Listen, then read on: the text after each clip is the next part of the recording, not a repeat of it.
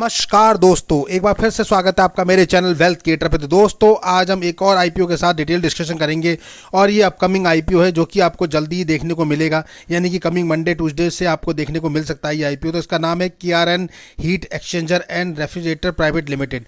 तो जैसे कि नाम से पता लग गया होगा, बेसिकली ये ट्यूब्स बनाते हैं जो कि हीटिंग ट्यूब्स होती हैं, जैसे गाड़ी में जो कार्बोरेटर लगता है या बाकी एसी में जो कूलेंट लगता है या बाकी और है तो कॉपर की बेसिकली होती हैं ये, या फिर एल्युमिनियम की भी बनती है। तो इसका मैन्युफैक्चरिंग करती है। जानेंगे इसके फाइनेंशियल फंडामेंटल कैसे हैं कंपनी के, जानेंगे इशू डेट क्या है, सारी डेट्स कैसी होने वाली, इंपॉर्टेंट डेट क्या क्या रहेंगी, डीएमपी पे क्या डिमांड है। पर उससे पहले वीडियो को लाइक शेयर सब्सक्राइब करना बिल्कुल ना भूलिए दोस्तों।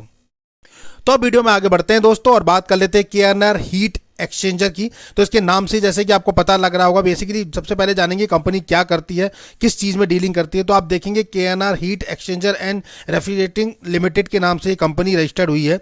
बेसिकली अगर हम कंपनी की बात करें तो ये मैन्युफैक्चरिंग करती है दोस्तों फिन एंड ट्यूब्स टाइप्स होती हैं, जो कि हीट एक्सचेंजर को, यानी कि हीट जो होती है इंजन की हीट हो गई, किसी भी चीज़ की हीटर होती है, उसको कूलेंट करने का काम जो करते हैं, जो पाइप के थ्रू बने होते हैं उस टाइप से, तो उन पाइप्स को करती है, जैसे कि आपको दिखाई भी दे रहा होगा। तो ये कॉपर के पाइप्स होते हैं मोस्टली और एल्यूमिनियम के पाइप्स होते हैं, जो कि ये हीट एक्सचेंजर ट्यूब्स कहलाती हैं। तो इनका ये मैन्युफैक्चरिंग करती है। ये वाटर कॉइल्स का भी मैन्युफैक्चरिंग करती है, कंडेंसर कॉइल्स का भी मैन्युफैक्चरिंग करती है। और उसके अलावा आप देखेंगे तो डिफरेंट टाइप ऑफ हीट के जो एक्सचेंजर होते हैं उनकी ट्यूब्स और डिफरेंट टाइप के जो है कॉइल्स को मैन्युफैक्चरिंग करती है। तो अगर हम इनके ट्यूब्स की साइज देख लें तो इनके यहाँ जो मैन्युफैक्चरिंग साइज होती है दोस्तों, वो 5 mm से लेके डायमीटर, मतलब 5 mm डायमीटर से लेके 7 mm के 9.52 mm से लेके 12.75 और लास्ट 15.88 mm तक के आपको देखने को मिलेंगे।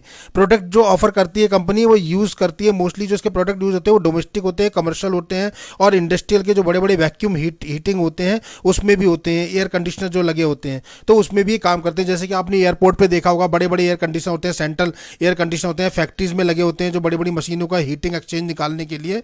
तो उस टाइप के हीट, उसको वैक्यूम को बाहर निकालने के लिए जो हीटिंग कूलेंट पाइप्स होते हैं, जो ट्यूब्स होती हैं बनी, उनका ये बेसिकली मोटे तौर पर मैन्युफैक्चरिंग करती है। अगर इसके कस्टमर बेस को देखेंगे आप तो इसके साथ जो है डेकन आपको दिखाई देगा, या फिर आप देखेंगे बड़े बड़े जो नाम इसके साथ जुड़े हुए हैं, वो कैरियर्स करके उसका जुड़ा हुआ है, क्लॉस्कर इसके साथ जुड़ा हुआ है, डेकन इसके साथ जुड़ा हुआ है। तो इस टाइप से बड़ी बड़ी कंपनी इसके साथ एसोसिएटेड है। तो आप समझ सकते हैं कि कितना अच्छा इसका मार्केट में होल्ड है। उसके अलावा देखेंगे तो कंपनी जो है एक्सपोर्ट भी करती है अपने प्रोडक्ट को ओवरसीज़ में। अगर ओवरसीज़ कंट्री की बात करें तो यूएई हो गया, यूएसए हो गया, इटली हो गया, सऊदी अरेबिया हो गया, नॉर्वे हो गया, जर्मनी हो गया, यूके हो गया और मैनी मोर हो गया। तो यानी काफ़ी कंट्रीज़ में जो है इसका बाहर भी प्रोडक्ट सप्लाई होता है। तो अपने आप में अपने सेक्टर में ये एक जानी मानी यूनिक कंपनी है, यानी आप कह सकते हैं कि पूरा इसी का दबदबा है। अब जानेंगे कि फाइनेंशियल और फंडामेंटल कंपनी के कैसे हैं, जो कि वेरी इंपॉर्टेंट पार्ट होता है। तो अब देखेंगे दोस्तों KRN heat exchanger and refrigerator limited की अगर हम बात करें तो लास्ट 3 ईयर की बात करेंगे, 2022 मार्च, 2023 मार्च और 2024 मार्च। तो 31 मार्च तक के ये क्लोजर है। जिसमें एसिड की अगर हम कंपनी की बात करें तो एसिड आपको जो है 2022 में कंपनी के पास सिर्फ 92 करोड़ के एसिड थे, जो कि मार्च 2023 में अगर हम बात करें तो बढ़ के 149 करोड़ के हो गए, यानी 92 करोड़ से 149 और 31 मार्च 2024 तक 258 करोड़ पहुंच गए। तो यहाँ भी काफ़ी अच्छी ग्रोथ कंपनी ने करी है, 92 करोड़ से 258 करोड़ तक की। रेवेन्यू की अगर हम बात करें तो आज की डेट में आपको 313 करोड़ देखने को मिलेगा, यानी 2024 में। लेकिन देखें तो 2022 में 158 करोड़ था सिर्फ, उसके बाद 2023 में बढ़ के 250 करोड़ हुआ और आज की डेट में 313 करोड़ के लगभग रेवेन्यू कंपनी पे है। प्रॉफिट आफ्टर टैक्स की अगर हम बात करें तो यहाँ काफ़ी अच्छा आपको प्रदर्शन देखने को मिलेगा, यानी कंपनी ने काफ़ी अच्छा करा। 11 करोड़ का प्रॉफिट आफ्टर टैक्स था 22 में, 23 में बढ़ के हुआ 32 करोड़ और 24 में बढ़ के हो गया 390 करोड़। तो आप समझ सकते हैं 3 साल में 11 करोड़ से 390 यानी 400 करोड़ की जर्नी कंपनी ने प्रॉफिट में करी है। कितना प्रॉफिट किया है कंपनी ने। नेटवर्थ की अगर हम बात करें तो नेटवर्थ भी कंपनी की 2022 में देखें तो सिर्फ 25 करोड़ की नेटवर्थ थी, उसके बाद 60 करोड़ की हो गई 23 में और यहाँ जो है 24 में बढ़ के 131 करोड़ के लगभग पहुंच गई। बोरिंग पार्ट की बात करें, यानी कि कर्जा जो उधारी है कंपनी पे, वो कितना कंपनी ने ले रखा है, तो आज की डेट में कंपनी पे तकरीबन 60 करोड़ का कर्जा दिखाई दे रहा है, जबकि 22 में ये 22 करोड़ का कर्जा था, 23 में बढ़ के 35 करोड़ का हुआ और अभी 24 में 60 करोड़ का है। कर्जा थोड़ा सा कंसर्न है क्योंकि इंक्रीजिंग ट्रेंड में है, पर बहुत ज़्यादा, बिकॉज क्या है कि कंपनी के जिस हिसाब से प्रॉफिट अर्निंग हो रही है, रेवेन्यू हो रहा है, उस हिसाब से कर्जे का जो रेशियो है कहें तो कुल मिला के अगर हम कंपनी को नंबर्स दे तो फाइनेंशियली काफ़ी स्ट्रांग है दोस्तों। मतलब कंपेयर करेंगे तो सारे पैरामीटर अच्छे, फाइनली अगर एक इंपॉर्टेंट पैरामीटर की बात करें तो वो है प्रॉफिट आफ्टर टैक्स, जहां आप देखेंगे प्रॉफिटेबिलिटी में कंपनी लास्ट 3 ईयर्स में कहां से कहां पहुंच गई है। सिर्फ 11 करोड़ का प्रॉफिट करने वाली कंपनी 2022 में 11 करोड़ से लेके आज 400 करोड़ रुपए लगभग पहुंच चुकी है प्रॉफिट में। तो काफ़ी अच्छा प्रॉफिट है। तो कुल मिला के कह सकते हैं कि काफ़ी एक्सेलेंट जो है फाइनेंशियल कंपनी के दिखाई दे रहे हैं वन शॉट में। लास्ट 3 ईयर्स की अगर हम बात करें तो उसमें काफ़ी ठीक ठाक दिखाई दे रहे हैं। आगे कैसे रहेंगे ये तो नहीं कह सकते, पर अभी तक की जो कंपनी ने शेयर किए अपने नंबर्स वो काफ़ी अच्छे, काफ़ी स्ट्रॉन्ग दिखाई दे रहे हैं, जिससे कि कंपनी पे फेथ हो सकता है और कंपनी आगे भी चल के काफ़ी प्रॉफिट निकाल सकती है, ऐसा दिख रहा है। अगर हम बात करें मार्केट कैपिटलाइजेशन की तो कंपनी का मार्केट कैपिटलाइजेशन 1309 करोड़ का है, यानी कि एक स्मॉल कैप या माइक्रो कैप साइज की कंपनी कह सकते हैं। आरओई की बात करें दोस्तों काफ़ी अच्छा है, 40-41% के लगभग है, तो एक्सीलेंट कैटेगरी कह सकते हैं। बेसिकली जो आरओई होता है, नहीं रिटर्न ऑफ इक्विटी, वो मोस्टली 15 से ऊपर अच्छा माना जाता है। यहाँ देखिए ROC return of capital employed की बात करें तो वो 31% के लगभग जा रहा है, वो भी एक्सीलेंट कैटेगरी है। डेब्ट टू इक्विटी की बात करें तो हमने बोला था पहले भी कंसर्न एरिया नहीं बन रहा है, क्योंकि जो है 1 से नीचे है, आप देखेंगे 0.45 है, यानी 1 से ऊपर होता है तो थोड़ा रिस्की हाई जोन में होता है। 0.45 यानी कि अच्छा गुड कह सकते हैं। R1W रिटर्न ऑफ नेटवर्थ की अगर हम बात करें तो वो भी 29% के लगभग है, 29-30%। एक्सीलेंट कैटेगरी है, क्योंकि R1W भी मोस्टली 13 से 15 के बीच में अच्छा माना जाता है। उसके अलावा अगर आप देखेंगे तो पैट भी काफ़ी अच्छा मार्जिन आ रहा है 12% का। ईपीएस की बात करें तो 8.88 है, 6.56 आईपीओ आने के बाद होगा। पीई की बात करें 24.78 है और उसके बाद 33 पीई पे पहुंच जाएगी। पर पीई का कंपेरिजन अभी हम नई वैल्यूएशन निकाल सकते हैं, बिकॉज क्योंकि इसका कोई पीयर कंपटीटर है ही नहीं, यानी कि ये कंपनी जो है अपने आप में ही सिंगल है। तो इस इंडस्ट्री का कोई पी कंपटीटर इसमें अभी तक नहीं, एज ऑफ नाउ तो दिखाई नहीं दे रहा, जिसके बेस पे हम पी कंपटीटर का करके निकालें कि इसका पी हाई है या फिर लो में जा रहा है। तो कुल मिला के अभी देखा जाए तो ठीक ठाक सा चल रहा है। फाइनेंशियली कंपनी देखें, फाइनेंशियली हमने कंपनी देखी थी तो काफ़ी अच्छी थी। फंडामेंटली देखें तो कंपनी भी काफ़ी स्ट्रॉन्ग दिखाई दे रही है, हर एक पैरामीटर फाइनेंशियली काफ़ी स्ट्रॉन्ग है, चाहे वो आरओई की बात करें या आरओसी की या डेब्ट टू इक्विटी की बात कर लें या फिर R1W की भी कर लें। कंपनी को देखेंगे तो इसकी ऑलवेज डिमांड रहेगी, बिकॉज ऑलवेज डिमांडिंग सेक्टर ये है, जिसमें कि आप देखेंगे कि जो कूलेंट वाली जो एक्टिविटीज़ है वो हर एक में, चाहे वो एसी बनेगा, आपकी गाड़ी है, आप गाड़ी में चलाते हैं उसमें रेडिएटर लगा होता है उसमें हो, या फैक्ट्रीज़ में लगे होते हैं, या एयरपोर्ट्स में हो, या फिर सेंट्रलाइज ऑफिस बन रहे हैं, सब में कूलेंट के लिए तो चाहिए ही होता है। तो जो कूलेंट की पाइप्स होते हैं उसका मैन्युफैक्चरिंग करती है, तो अपने सेक्टर में जानी मानी है और ये सेक्टर भी जल्दी बंद होने वाला है नहीं। फंडामेंटली देखें तो कंपनी बहुत स्ट्रांग है, सारे फंडामेंटल फैक्टर हमने आपको बता ही दिए हैं।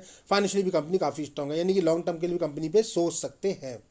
अब दोस्तों कुल मिला के बात कर लेते हैं इंपॉर्टेंट डेट्स की, जो कि इंपॉर्टेंट है वो क्या होने वाली है।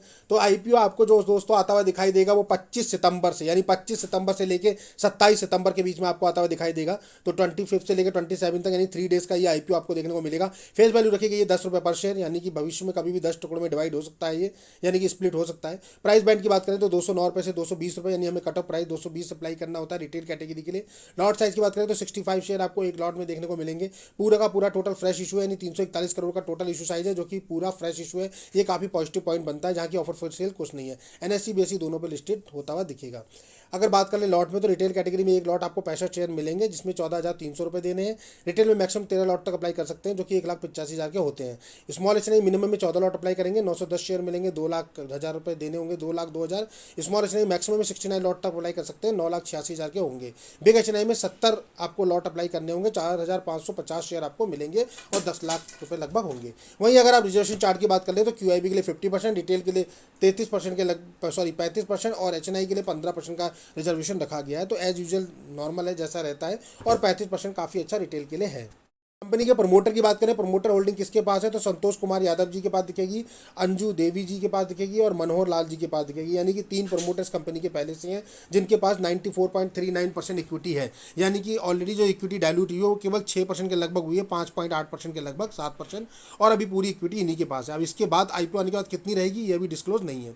अब बात कर लेते हैं दोस्तों ग्रे मार्केट प्रीमियम की। तो ग्रे मार्केट में खासा डिमांड बनी हुई है, मतलब आप देखेंगे तो बम्पर डिमांड है। आईपीओ आने से पहले ही 100% की लिस्टिंग गेन दिखा रहा है, यानी 14,200-300 आईपीओ आप में लगा रहे हैं और 14,000-15,000 के लगभग पहले ही मिलते हुए दिख रहे हैं। देखेंगे प्राइस बैंड तो 220 रुपये है और 223 रुपये जीएमपी चल रहा है। 443 रुपये एस्टिमेटेड लिस्टिंग बता रहा है, यानी 101-102% के लगभग।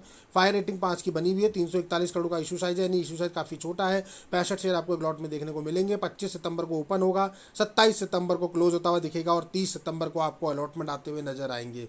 तो यानी 25 तारीख आने में भी टाइम है, लेकिन उससे पहले जीएमपी में काफ़ी अच्छी डिमांड बनी हुई है। लिस्टिंग लिस्टिंग गेन की बात करें, अगर लिस्टिंग गेन पर लॉट पे कितना बनता हुआ दिखाई दे रहा है तो 14,495 यानी 14,500 रुपये बनते हुए दिख रहे हैं, जबकि आईपीओ का जो एक लॉट का प्राइस है वो 14,200 रुपये है। तो यानी आप देख रहे हैं कि अपने प्राइस को भी क्रॉस कर चुका है, नहीं ऑलरेडी डबल तो हो चुका है। तो बम्पर लिस्टिंग गेन की संभावना है, अभी कितना और आगे जाएगा ये कुछ कह नहीं सकते, पर एज ऑन डेट बात करें तो बम्पर प्रॉफिट है, काफ़ी अच्छा प्रॉफिट दिखाई दे रहा है। 100% के ऊपर प्रॉफिट वाले आईपीओ बहुत ही कम आते हैं। तो for the listing gain purpose के लिए तो कोई ऑप्शन ही नहीं है कि सेकंड ऑप्शन हम दें कि हाँ सोचेंगे या नहीं, डेफिनेटली आप इसके लिए अप्लाई कर सकते हैं, और क्योंकि काफ़ी अच्छा है तो लिस्टिंग गेन के लिए तो कोई डाउटफुल नहीं है। पर लॉन्ग टर्म के लिए आपको थोड़ा डिसीजन लेना पड़ेगा कि कैसे करना है। पर अभी एज ऑफ नाउ अगर 3 साल का देखें तो कंपनी के फाइनेंशियल फंडामेंटल काफ़ी अच्छे हैं। पर दोस्तों फिर भी यहाँ कोई बाय और सेल का रिकमेंडेशन नहीं जाता, कोई भी आईपीओ में अप्लाई करने के लिए एडवाइस नहीं किया जाता है। यहाँ ये वीडियो सिर्फ नॉलेज पर्पज से बनाया जाता है, जहाँ हम आपकी नॉलेज को अपग्रेड करते हैं, आपको कंपनी के फाइनेंशियल फंडामेंटल बताते हैं, कंपनी के दिखाते हैं कि कैसे प्रो है कंपनी के, कौन से पॉइंट्स प्रो में जाते हैं, कौन से पॉइंट कौन का कंपनी के कमज़ोर है, कौन से स्ट्रॉन्ग बने हुए हैं, जीएमपी मार्केट में क्या डिमांड बनी हुई है और कैसा चलेगा, बाकी कंपनी के जो भी अच्छे पॉइंट्स हैं वो भी हाईलाइट करते हैं। तो इस टाइप से आपको जो है डिसीजन लेने में आपको मदद मिलती है कि आपको अप्लाई करना है या नहीं करना। बाकी आप अपने फाइनेंशियल कंसल्टेंट से बात कर सकते हैं या फिर वित्तीय सलाहकार से भी मदद ले सकते हैं, पर यहाँ आपको कोई ऐसा एडवाइस नहीं दी जाती। कुल मिला के अभी देखिए तो आईपीओ काफ़ी अच्छा दिखाई दे रहा है जैसा कि अभी बना हुआ है, लेकिन अभी आगे देखते हैं और कैसा रहेगा, कैसा रिस्पॉन्स करेगा। पर अभी तक आने के लिए मुझे लगता है कि अभी जीएमपी में काफ़ी अच्छी डिमांड आएगी, क्योंकि सेक्टर काफ़ी यूनिक है और अपने सेक्टर की इकलौती कंपनी है। तो दोस्तों ये वीडियो पसंद आया तो उसको लाइक शेयर और सब्सक्राइब करना बिल्कुल ना भूलिए। मिलते हैं अपने ऐसे अगले वीडियो में, तब तक के लिए नमस्कार।